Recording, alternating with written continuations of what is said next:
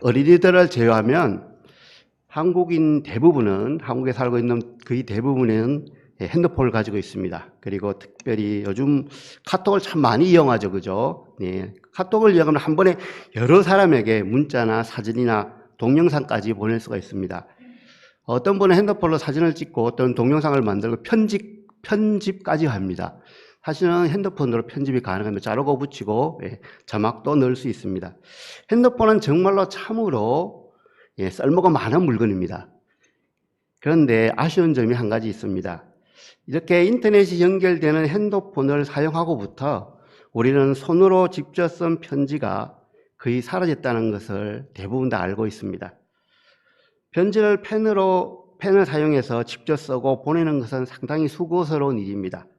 하지만 누군가가 나에게 보내온 손편지를 읽을 때는 뭔가 따뜻한 것을 느끼게 됩니다. 카톡으로 보내온 문자와 다른 느낌이죠. 2000년 정도 전에 누군가에게 편지를 쓰는 일은 보통 일이 아니었습니다. 왜냐하면 종이가 워낙 비쌌습니다. 그리고 그 편지를 누군가는 가지고 가서 그 사람에게 또 전달을 해야 했기 때문입니다.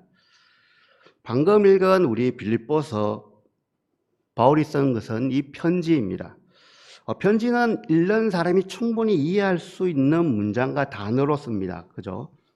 오늘 이렇게 수요 기도회에 오신 분들은 최소한 몇 번씩은 이 빌립보서를 다 읽어보셨다라고 저는 생각합니다. 빌립보서는 아주 짧은 서신입니다.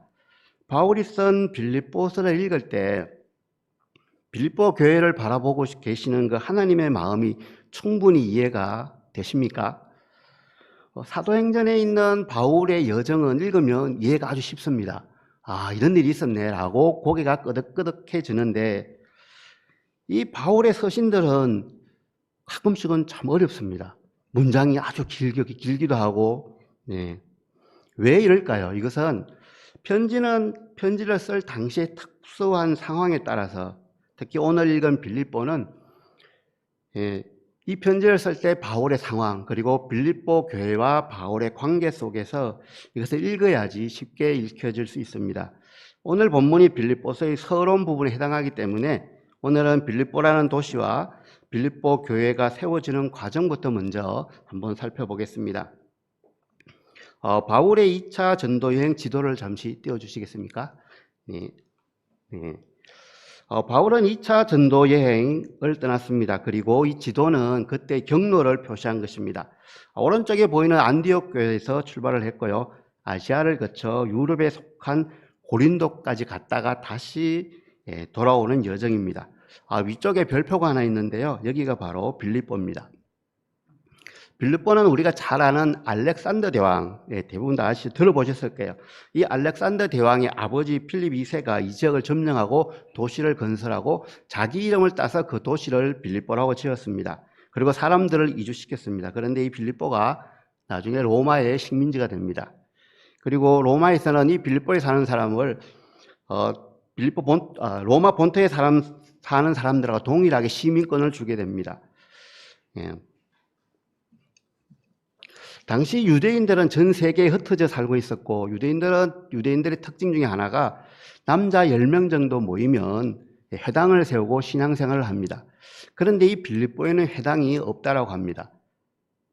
이 말은 빌립보에는 하나님을 믿는 사람이 거의 없는 완전한 이교도의 도시였다는 것입니다. 자, 사도행전 16장에서 바울이 2차 전도 여행 중에 빌립보로 가게 된 이유와 그곳에서 어떤 일이 일어난지는 사도행전 16장에 잘 나타나는데요. 바울은 아시아에서 복음을 전하는 일을 계속하고 싶었습니다.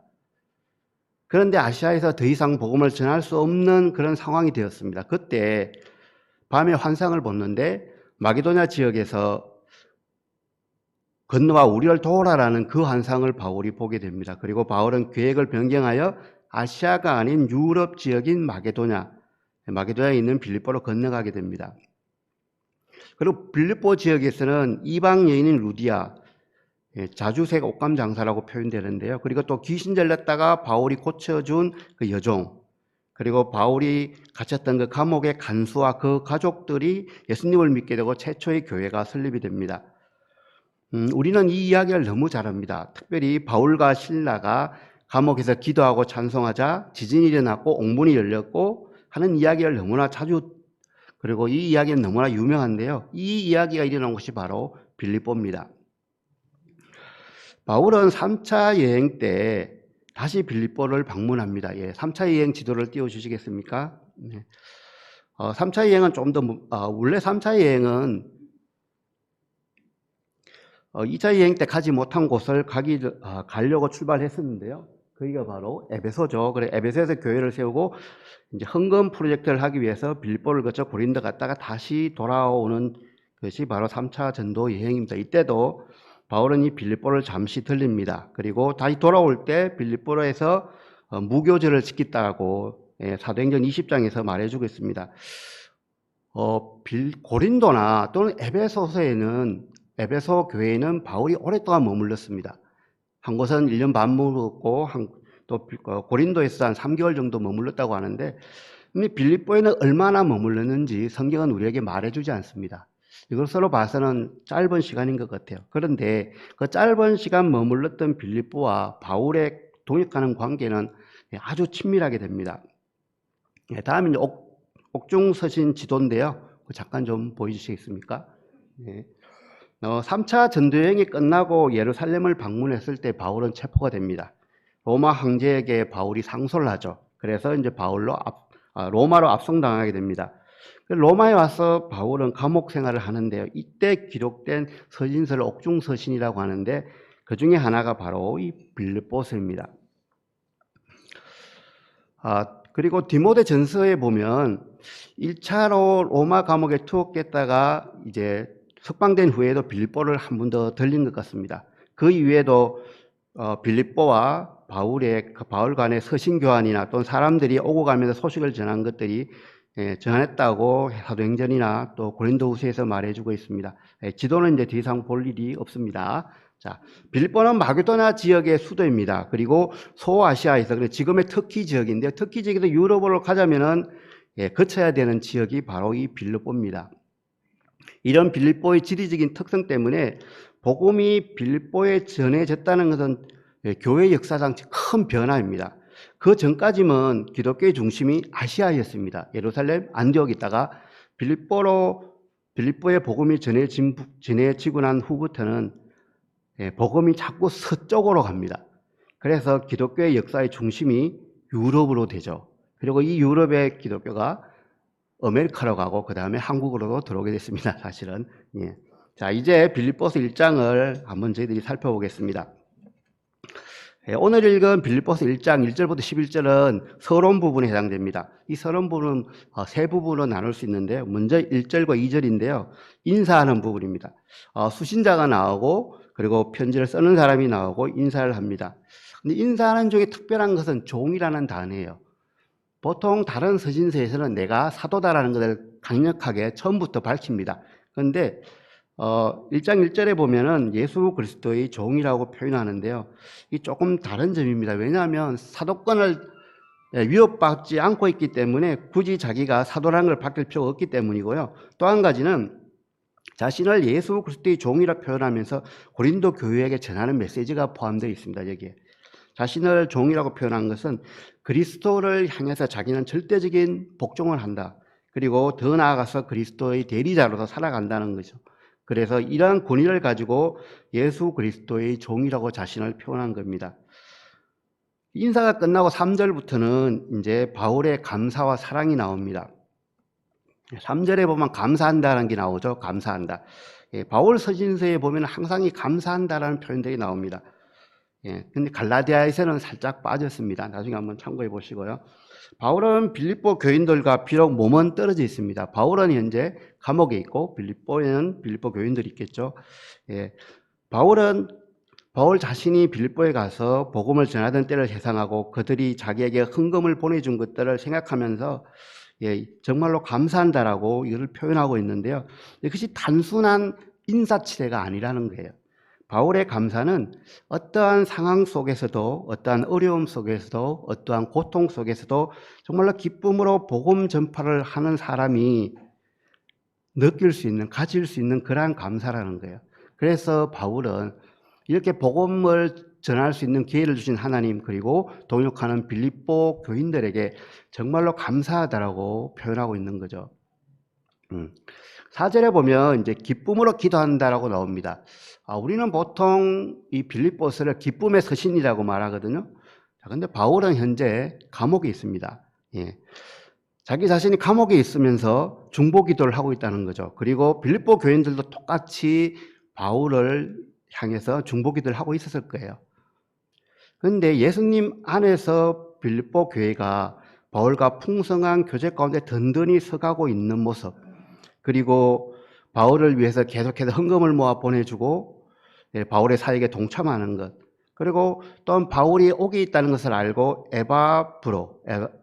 에바브로가 바울을 도우러 왔는데 이제 병이 나아서 돌아갈 수가 있는 상황이 되었습니다. 그래서 바울은 이 기쁨을 편지에 이렇게 표현한 겁니다.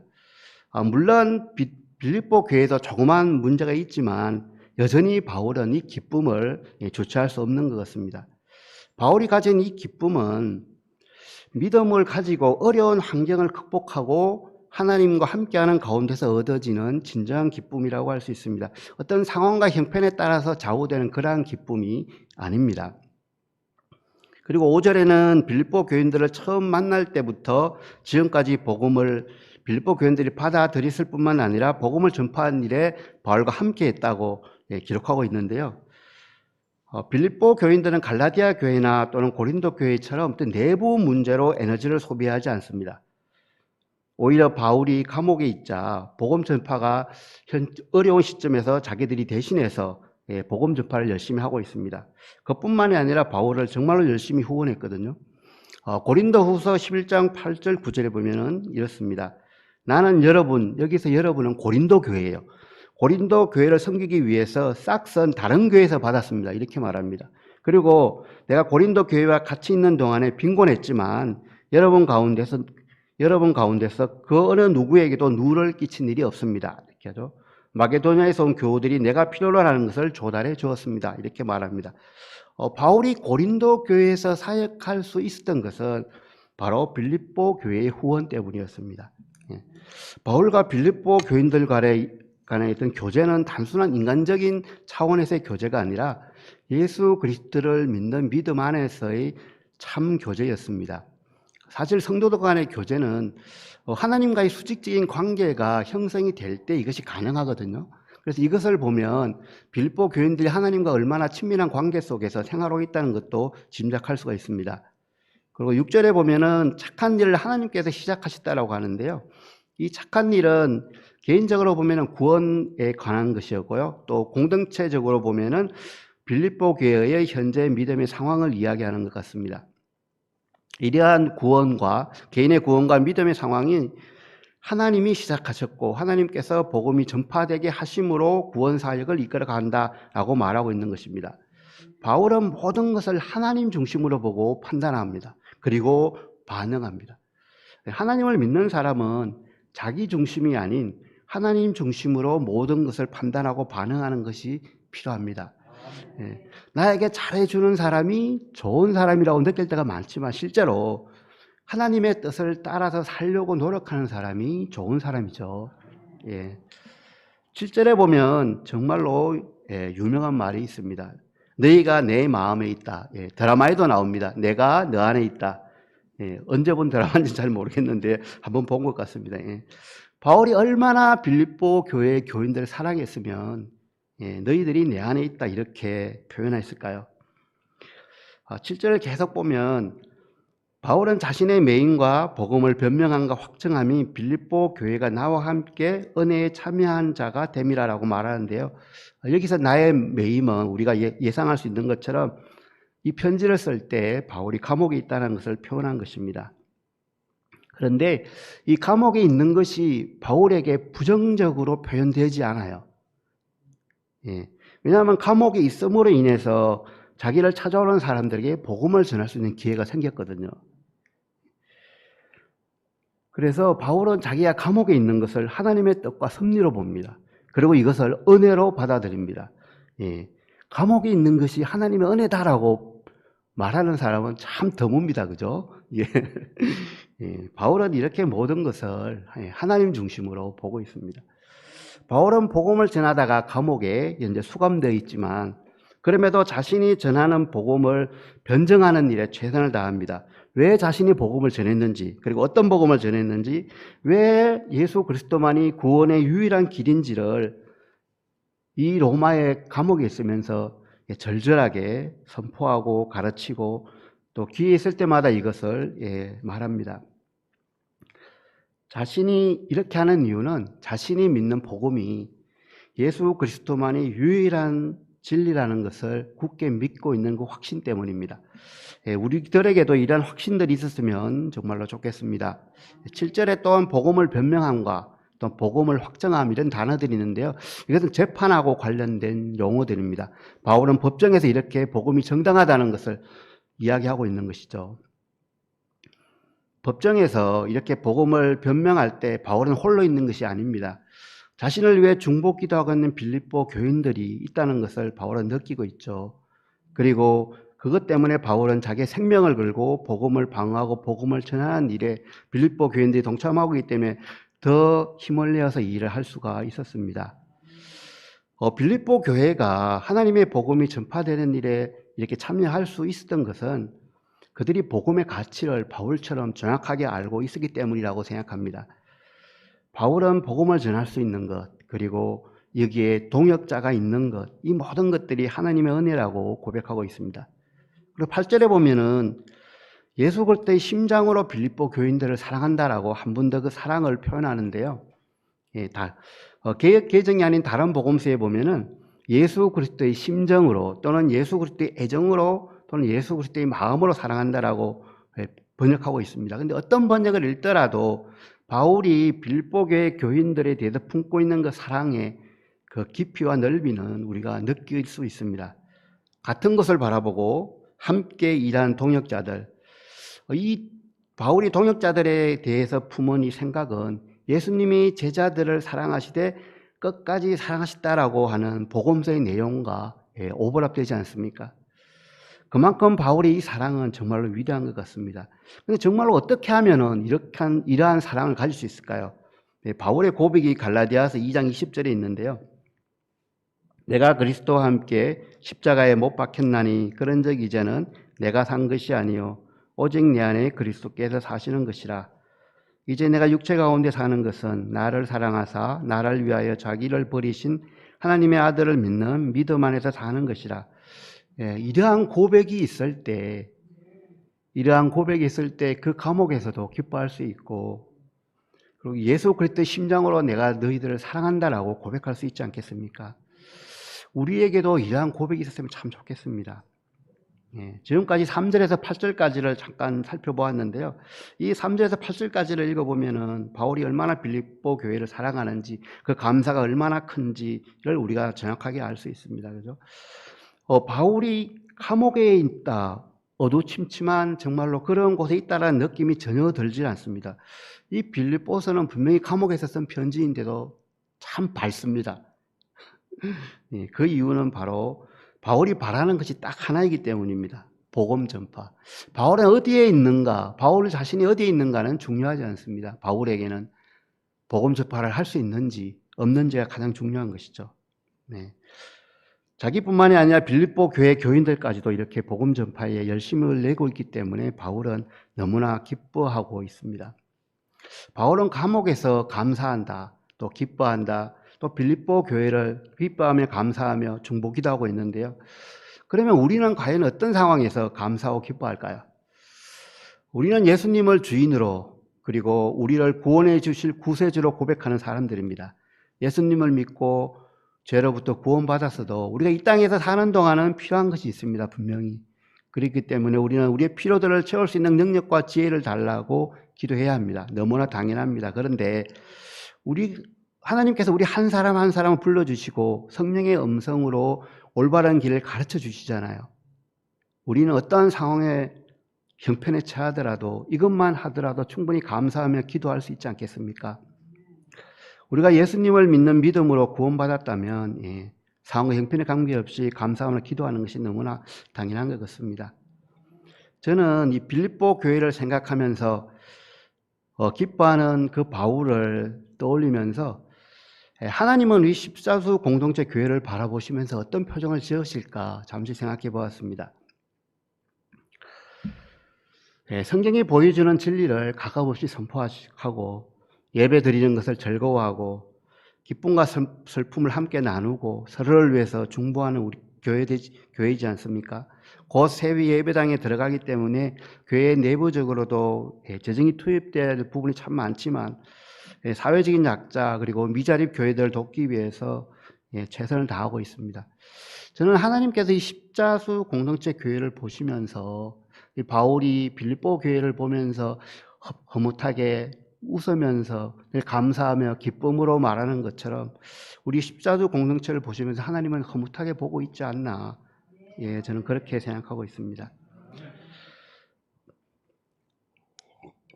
8절에서 빌립보 교회에 대한 이제 감사를 끝나고 9절부터 11절까지는 빌립보 교회를 위해서 기도하는 내용을 나누고 있습니다. 이것은 단순히 내가 이러한 기도 제목으로 기도한다라는 것을 알려주는 것을 뛰어넘어서 빌립보 교인들이 이러한 기도 제목으로 기도하라. 그리고 너희들이 빌립보 교회가 이렇게 되었으면 좋겠다라는 바울의 마음이 담겨져 있습니다. 기도하는 첫 번째 내용은 9절에 나오는데요. 사랑에 관한 것입니다. 그런데 단순히 사랑하는 것이 아니라 지식과 총명으로 사랑이 풍성하게 되기를 기도하고 있습니다. 바울은 사랑의 지식과 총명이 더해지는 것이 너무나 당연하고 이렇게 해야 된다고 말하는 겁니다. 왜냐하면 하나님에 대한 사랑과 열정은 반드시 하나님의 의를 분별하는 것이 필요하기 때문입니다. 분별력이란 바로 악에서 선을 구별하는 능력이고 선을 택하고 악을 버리는 능력이죠. 그리고 중요한 것과 중요하지 않는 것을 선택하고 구별하는 능력이라고 할 수 있는데요. 이렇게 만약에 분별력이 없는 사랑은 무분별한 헌신이 될 수 있습니다. 그리고 지식이 없는 열정은 잘못된 방향으로 갈 가능성이 많기 때문에 사실 위험하기까지 합니다. 바울은 하나님에 대한 바른 지식과 총명이 없이 하나님의 의를 저버리고 자기들의 의를 세우려고 하는 이 유대인들의 어리석음을 고린도 교인들이 답습하지 않게 되기를 바라는 마음에서 사랑이 풍성하게 되기를 원하는데 거기에 올바른 지식과 총명이 더해지게 되기를 기도하고 있는 것입니다. 10절에서는 지극히 선한 것을 분별하도록 기도하고 있다고 말하고 있는데요. 무엇이 중요한지, 무엇이 근본인 것을 잘 판단하는 것이겠죠. 바울이 이러한 지식과 총명, 분별 이야기를 하는 것은 바울은 다른 교회에서 반대자들을 많이 경험했죠. 너무나 큰 분란들을 경험했기 때문에 현재는 빌립보 교회에 그런 문제가 없어요. 하지만 시간이 지난 다음에 이런 문제가 생길 것을 염려해서 가능성이 있기 때문에 잘 구별하라고, 사람이 선호하는 것과 진리를 정확하게 구별해야 된다고, 그래야지 교회가 방향을 잃지 않는다고 이런 기도를 하고 있는 것입니다. 바울은 10절에서 빌립보 교인들이 진실하고 허물이 없도록 기도하고 있다고 말합니다. 그리스도인이 갖춰야 될 최고의 덕목은 거짓이 없는 진실이지 않겠습니까? 빌립보 교회에서 빌립보 지역에서 빌립보 교인들은 정말로 신실하다는 소문이 났습니다. 그래서 바울이 빌립보 교인들의 신실함을 알지만 계속해서 이 진실함을 유지하라고 아마 기도하고 있는 것 같습니다. 그리고 계속해서 허물이 없게 되기를 기도하고 있는데요. 정말로 중요한 것 같습니다. 다른 사람들이 빌립보 교회의 허물을 본다면 복음을 비난하게 될 것입니다. 예수를 비난하는 일이 되겠죠. 바울이 빌립보 교인들이 세속에 물들이지 않고 순수하게 자신을 지킬 뿐만이 아니라 자신을 통해 다른 사람이 실족하거나 넘어지지 않도록 하는 신앙의 성숙한 사람이 되기를 위해서 이렇게 허물이 없게 되기를 기도하고 있는 것입니다. 빌립보 교인들이 잘 분별해서, 그래서 순결하고 흠이 없어서 이것을 그리스도께서 오시는 날까지 이렇게 계속 노력하라고 이야기하고 있는데요. 예수님께서 다시 오신다면 숨겨진 모든 것들이 분명히 드러날 것입니다. 그날이 내일인 것처럼, 그날이 오늘인 것처럼 우리가 하루하루를 진실되게 그리고 허물이 없이 살아가야 한다는 것입니다. 11절에서는 의의 열매를 맺으라고 또 기도하고 있는데요. 이것은 의로운 행위를 말하는 것이 아닙니다. 예수 그리스도의 속죄 사역으로 인해서 예수님을 믿는 자는 누구든지 의인으로 간주된다는 그런 의를 말하는 것이 아닙니다. 여기서 의는 구원받은 성도들의 생활 가운데서 하나님의 뜻과 합치되어서 어떤 삶의 형태로 드러나는 성화의 과정을 말하는 것입니다. 의의 열매는 그래서 모두 성령의 능력으로 우리의 인격의 변화로 나타난다는 것이죠. 우리의 의의 열매가 그리스도께 속함으로 인해서 그리스도 안에서 맺어지고 하나님을 향해서는 순종으로 드러날 것이고 또 이웃을 대하는 태도로 우리의 의의 열매는 반드시 드러날 것입니다. 이 의의 열매는 하나님과의 올바른 관계 속에서 형성되는 열매이기 때문에 하나님의 도움이 없이는 우리가 하나님께 붙어 있지 않으면 열매를 맺을 수 없기 때문에 하나님께 영광과 찬송이 되는 것입니다. 바울은 언제나 빌립보 교인들을 위해서 기도할 때마다 하나님께 감사한다고 합니다. 그래서 늘 기쁨으로 기도한다라고 말하고 있습니다. 우리들도 복음이 전파되고 하나님의 뜻이 드러나게 된다면 감옥에 있든지 병원에 있든지 그런 상황에 관계없이 기뻐하며 동역하는 동역자들을 위해서 기도하는 저희들이 되었으면 좋겠습니다. 우리들 모두는 예수님을 믿음으로 구원받은 사람들입니다. 그런데 구원받는 것 그 자체가 목적이 되어서는 안 됩니다. 빌립보 교회를 향한 바울의 기도처럼 우리의 신앙이 성장하고 성숙하여서 정말 진리를 잘 구별할 뿐만이 아니라 허물이 없는 삶을 살아서 정말로 예수 믿는 사람들은 다르다라는 이러한 칭찬을 드려야 하지 않겠습니까?